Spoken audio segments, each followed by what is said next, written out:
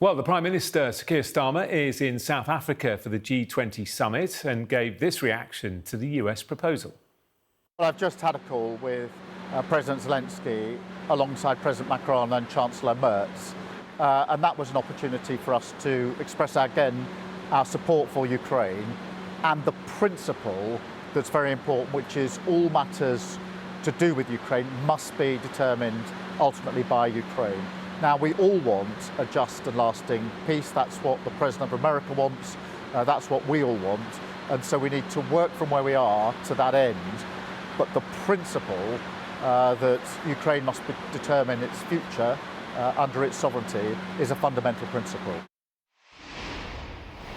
Let's bring in our US correspondent, Mark Stone. So, Mark, there are reports Washington would like a framework signed off by Thursday. That seems optimistic, to say the least. To say the least. I mean, extraordinary. And I have to be honest, it is really quite confusing to try and work out what is going on at the moment. I mean, you heard that statement from Volodymyr Zelenskyy. That was an address to the nation today. It was stark.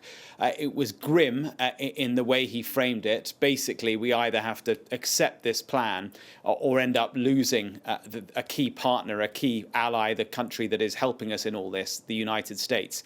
Those are the terrible options that he was presenting. And yet, last night at the United Nations, his ambassador there was saying there is no way we're going to be able to accept these demands. I mean, this 28-point plan, it is a non-starter. It is as Michael Clark has been saying this morning, it amounts to a surrender document. So it's hard to see what the Ukrainians are planning to do here. What is absolutely clear is that the Europeans were caught on the back foot when this first emerged 2 days ago. I mean, one European source said to me 2 days ago, all this sounds overbriefed by the Russians, but it's enough for us to do some digging. I mean, that's pretty remarkable that the Europeans 2 days ago were hearing about this document and thinking, what the heck is this? We need to understand more about it. The second point, the second sort of open question is this 28-point plan, is it a fait accompli? Is it being given to the Ukrainians and basically they're being told, look, like it or lump it, sign this. This is happening. This is the only way forward by the Americans. Are they being asked that? Or is this the kind of Russian-American version that now goes to Kyiv and they massage it, change it, the Europeans get involved, it's watered down, and then it comes to some much more palatable document, which, of course, the Russians probably then wouldn't accept, so we're back at square one.